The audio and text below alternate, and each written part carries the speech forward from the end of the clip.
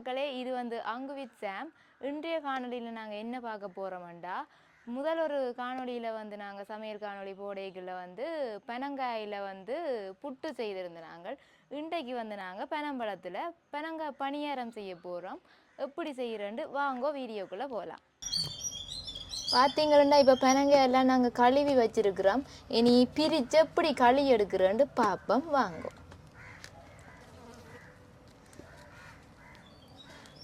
முகுலா இப்படி திருப்பின்னா கலரும்.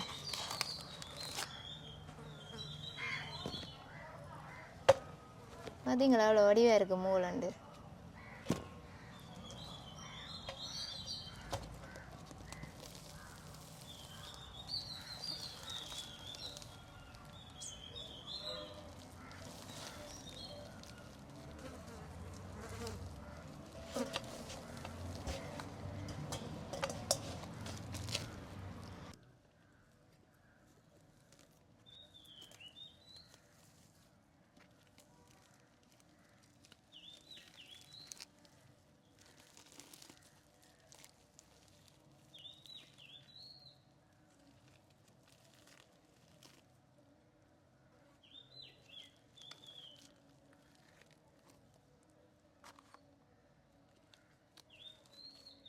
சில பேர் இந்த பனங்காய் இது இருக்குதானே, அதை பிக்கிற சோத்துக்காக சுடுறவே வச்சு அந்த பாபிக்கு சிக்கன் சுடுற மாதிரி வச்சு பனங்காய நோமெல்லாம் வாட்டிட்டு தன்றவே. ஆனால் அங்கட அம்மாக்கள் சொல்கிறவே அப்படி செய்யறத விட இது நல்ல டேஸ்டாக இருக்குமா. நல்ல கனிஞ்ச பனங்காயண்டா ஈஸி தானே, இங்கே சுடாமலே இப்படி வருகுதுண்டு வேறுங்கோ.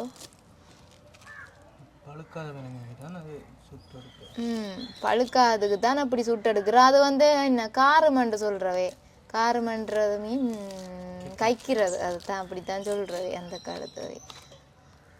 மற்றது பெனங்காய் ஆடி மாதத்துலேயே வந்துடும்.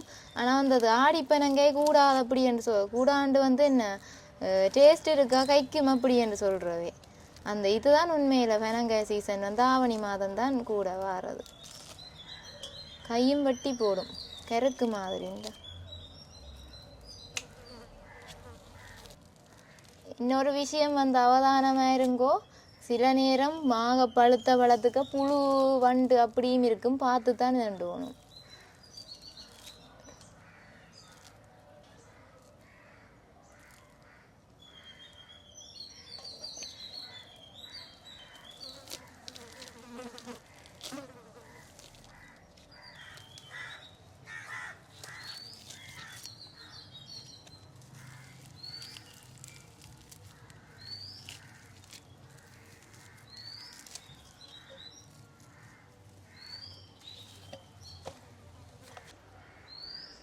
சரி, இப்போ அந்த மேலே இருக்கிற கருப்பு தோல் எல்லாம் உரிச்சு எடுத்துட்டோம்.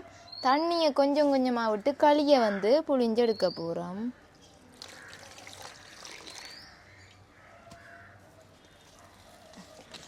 அதுக்காக ஆக தண்ணி விடுற இல்லை.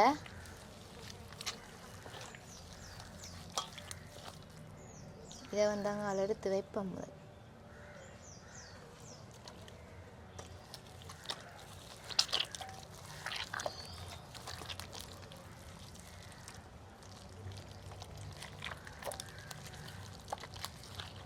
பார்த்தீங்கன்னா அலைவிலாங்க இது நல்லா கடிப்பேனங்க.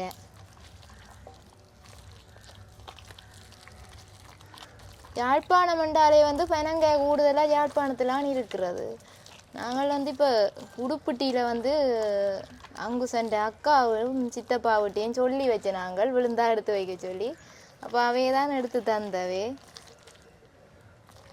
அங்கே போன முறை இருக்கா அந்த பெனம்பொருள் கண்காட்சிக்கு போயிருந்த நேரம் இப்படி பெனங்காய் களியை பதப்படுத்தி, இப்போ ரசாயனம் எதுவுமே கலக்காம பதப்படுத்தி ஒட்டில் அடைச்சி வச்சுருந்தவ. அது ஒரு வருஷத்துக்கு ஸ்டோர் பண்ணி வைக்கலான்னு சொன்னது.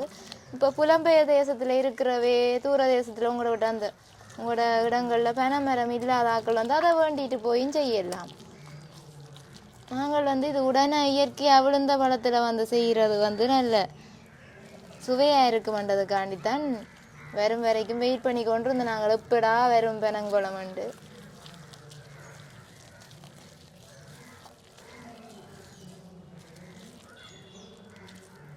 பனம்பழத்தில் இன்னொரு விஷயம் செய்யலாம். என்ன சொல்லுவாங்க? என்ன செய்யலாம்? சொல்லுங்க. முந்தைய காலத்தில் ஒரு விஷயம். தெரியும் தெரியும். புளி புளி போட்டுட்டு சாப்பிட்றதா தானே, பழப்புளி. முந்தி வந்து இங்கே வந்து பிரச்சனை காலங்களில் உடுப்பு துவைக்கிறதுக்கு. சோப் இல்லை. சரி சரி சரி, நாங்களும் 90s கிட்ஸ் தான், எங்களுக்கும் தெரியும் இதெல்லாம். இதில் வந்து இன்னும் நிறைய களி இருக்குன்னு நினைக்கிறேன். மிச்சத்தை பொழி பண்ணாங்கள், அதுக்கு பிறகு இதை பற்றி பார்ப்போம். சில பனம்பழம் வந்து புளிஞ்சாலும் களி எடுக்கிற சரியான கஷ்டம். இது வந்து நல்ல களியாக இருக்குன்னு.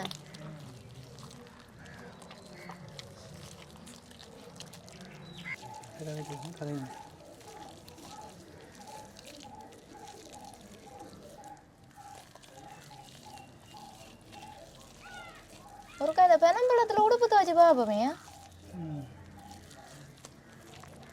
போச்சு இந்த பனம்பழம் இது போக பண்ணக்கூடியது நீங்கள் களைச்சிக்கணும். அது சரி, கஷ்டமே நான் அது போகிறது. இப்போ எல்லாம் வாஷிங் மிஷின் அது இதுன்ட்டு நிறைய நவீனம் வந்தோடனே அதுலேயே துவைக்க பஞ்சியாக இருக்குது இதில் பனம்பழத்தில்.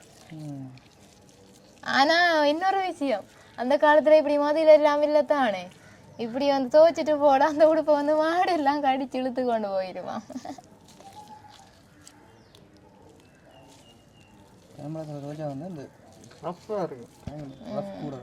சின்ன வயசுல இப்படித்தான் அம்மா வந்து பணியாரம் சூட கண்டு இதை புளிஞ்சு வைப்போம். நாங்கள் அங்கால வந்து இந்த கொட்டை இருக்குதானே, இதை எடுத்து புளி எல்லாம் போட்டு சாப்பிட்டு சத்தி எடுத்து நிறைய வேலை நடக்கும். உங்களுக்கு இப்படி அனுபவம் இல்லையே? புளியோட சாப்பிட்டு சுட்டு போட்டு அப்படியே சாப்பிட்டுருக்கோம். எங்கள் பெரியம்மா வந்து சுடுவானா அந்த டேஸ்டாக சுடுவா. அப்போ நானும் பெரியம்மாண்டும் கூட அம்மாட அக்கா. சின்ன வயசுல என்ன செய்கிறேன்னா நானும் ஒன்றா விட்டு அண்ணா ஆகும். அங்கே வந்து நாங்கள் உடுப்பட்டியில் நின்றுறாங்க. அப்போ வந்து அங்கே வந்து பனைமரம் கூட, அது பனைமரத்தை பனம்பழத்தை வந்து கொடுத்துட்டு அவரை கொடுத்து ஒரு பனம்பழத்தில் பெரியம்மாண்டா மக்கள்கிட்ட வந்து சின்ன காவட்டான் வந்து இப்போ இந்த பனம்பழம் தண்ணி தண்ணி தண்ணி நல்லா களியாக இருக்குது. தண்ணி விட்டால் தான் கொஞ்சம் புளிகிறது ஈஸி.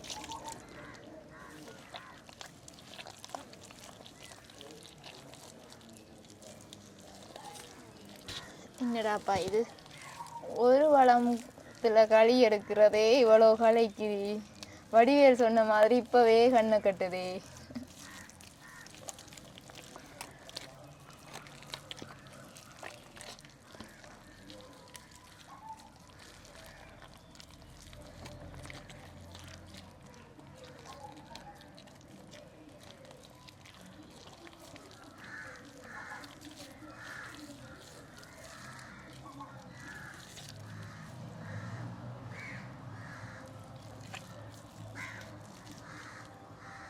ஒரு வெள்ளை துணியில் போட்டு படிக்கத்தானே, வெள்ளை துணியில் போட்டும் படிக்கலாம். சின்ன கண்ணுள்ள பின்னரை இருக்குத்தானே, பின்னரை என்றால் நாங்கள் வந்து பின்னரை என்று தான் அதை சொல்கிறோம். நாங்கள் அரிதட்டு அரிதட்டு அரிதட்டு அரிதட்டு. ஒரு நாள் இப்படித்தானே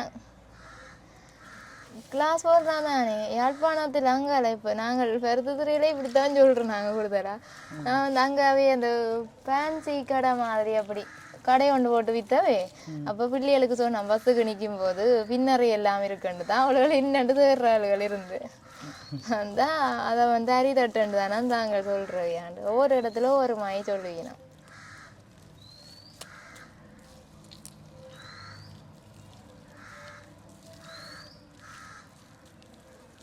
சில பேர் அதுவும் பயன்படுத்துறது குறைவன. சரி, இதை விட புளிஞ்ச மாடை விட நான் இதா புளிகிறோம் போல வேணங்காய்.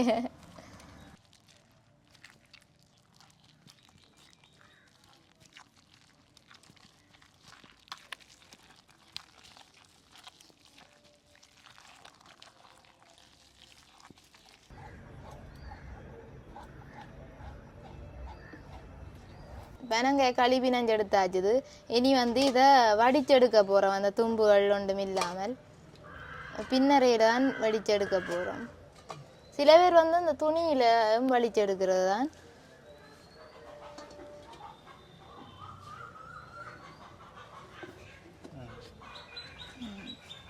கொஞ்சம் கொஞ்சமாக விட்டுத்தான் வலிச்செடுக்கணும் பொறுங்க.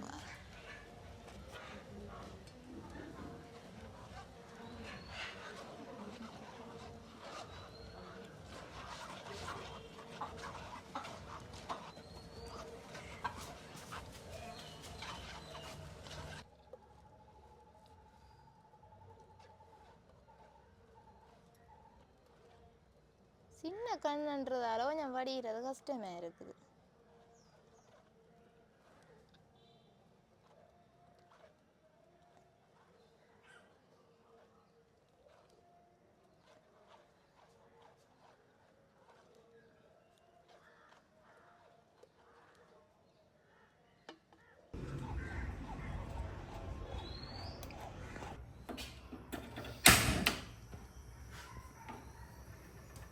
பார்த்தீங்களா, இது வந்து பெனங்காய் பணியாரத்துக்காக களி காய்ச்சிரும். இதுக்கு வந்து 2 கல் உப்பு போடணும். இந்த ஒரு பொருளுமே வந்து உப்பில்லா பண்ண குப்பை இல்லைன்ற மாதிரி லைட்டாக போடணும். அவ்வளோ கூட போடக்கூடாது, சும்மா லைட்டாக போட்டுட்டு வந்து நான் சொன்ன மாதிரி வந்து பெனங்காய் பணியாரம் செய்கிறதுக்கு வந்து களி காய்ச்சிக்கே சீனி போட்டு காய்ச்சிடணும். ஏனென்று சொன்னீங்களா, ஏனென்று பார்த்தா பிறகும் போட்டு மாவு போட்டு அந்த மிக்ஸ் பண்ணி இரண்டு போதும் சீனி போடலாம்.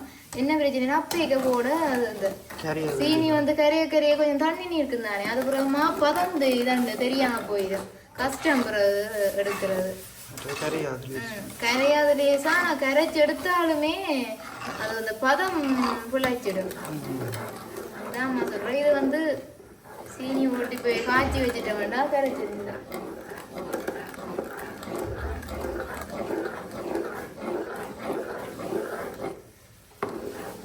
களி வந்து கொதிச்சு வரைக்க இந்த நுரா வரும். இப்படி பார்த்தீங்களா, அந்த வள்ளியா வருது இப்படி அந்த அகப்பையில் எடுக்கிறேன்னு வருங்கோ. அதை வந்து அள்ளி எறியணும். என்ன பிரச்சனை என்றால் அது கயிறு என்று சொல்றது. ஆனால் எங்களுக்கு வந்து நிறைய நுரா வரையில நான் சொன்னான் தானே களி கறக்கும் போதே நல்ல களி பெனங்காண்டு அதுக்கு வந்து நுரா வாரது கொஞ்சம் குறைவு. சில பெனங்க சும்மாவே கயிறும் அதுக்கு நுரைய விட்டவன்டா சரியா கயிறு வலிக்கிட்டோம். நல்ல ஒரு வாசனை வருது. நாங்கள்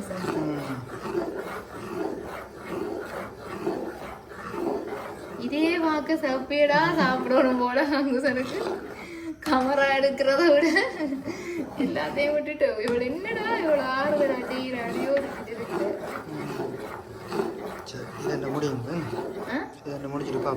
அதனால இப்படி ஏதாண்டி கொண்டு தான் எல்லாருக்கும் போர் அடிச்சு போடும்.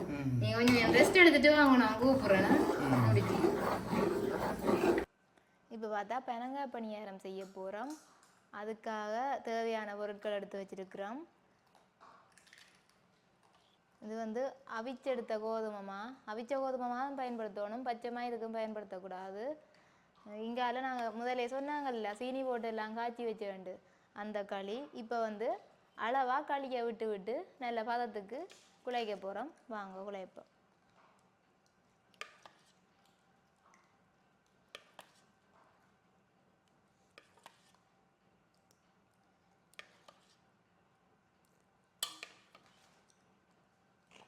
குழைச்சிட்டு பார்த்து விடுவோம்.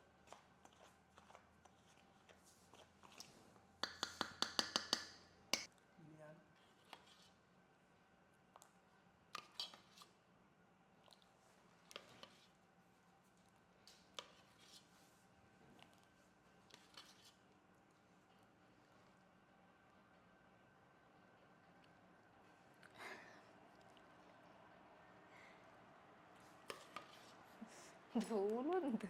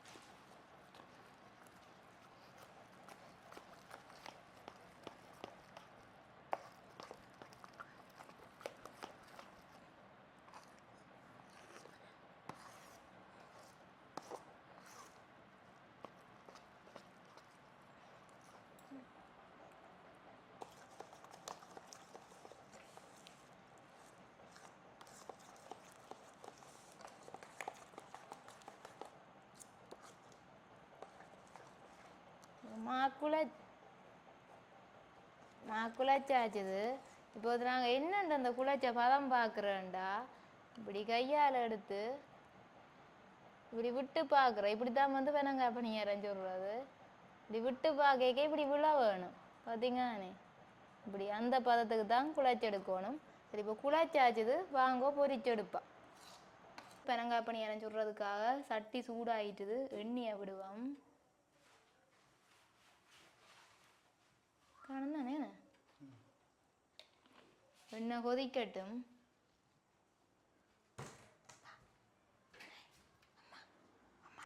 எண்ணெய் கொதிச்சிட்டுது பாருங்கோ. இப்படித்தான் வந்து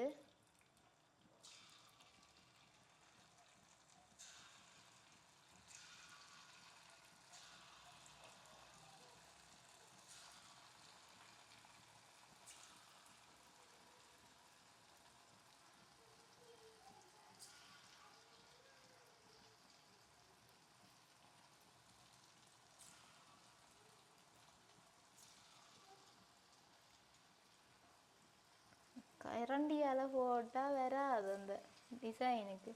கையாலேயே போட்டால் ஒரு நல்ல ஒரு ஷேப்பில் வரும்.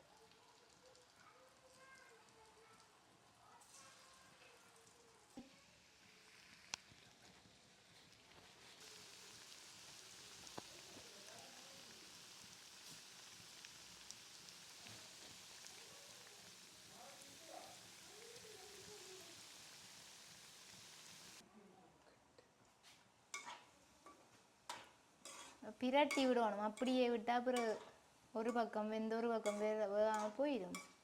சரிங்களா? இப்படி பொன்னிறம் வர விட்டு தான் இறக்கணும்.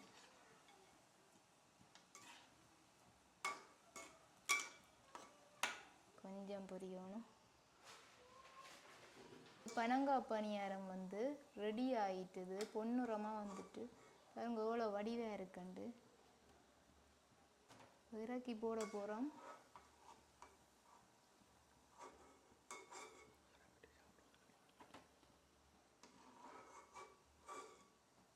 இறக்கிட்டு வந்து எல்லாத்தையும் பொரிச்செடுத்துட்டு ஆற விட்டுட்டு சாப்பிடுவோம் வாங்கோ. பனங்காய் பணியாரம் வந்து ரெடி ஆகிட்டுது. இப்போ சாப்பிட்டு பார்ப்போம். பாருங்க, நான் பிச்சு காட்டுறேன்னு எவ்வளோ சாஃப்டாக இருக்குண்டு, பஞ்சு போல் சாஃப்டாக இருக்குங்க. மாவு வந்து கூட போடாமல் செய்தீங்கன்னா நல்லா இப்படி தான் சாஃப்டாக வரும். நல்லா இருக்குது. இதோட டீயும் குடித்தா என்ன நல்லா இருக்கும்.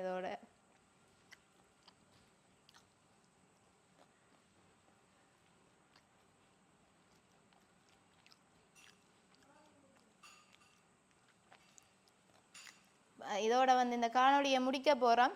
உங்களுக்கும் இந்த அனுபவம் இருந்தால் கமெண்டில் சொல்லுங்க. எங்களோட வீடியோ பிடிச்சிருந்தா லைக் பண்ணுங்க. அப்படியே சப்ஸ்கிரைப் பண்ணினீங்கன்னா எங்களோட எல்லா வீடியோவும் வந்து உங்களுக்கு நோட்டிஃபிகேஷனில் வரும். பெல் பட்டனையும் கிளிக் பண்ணுங்க. பாய் பாய். இந்த வீடியோ பிடிச்சிருந்தா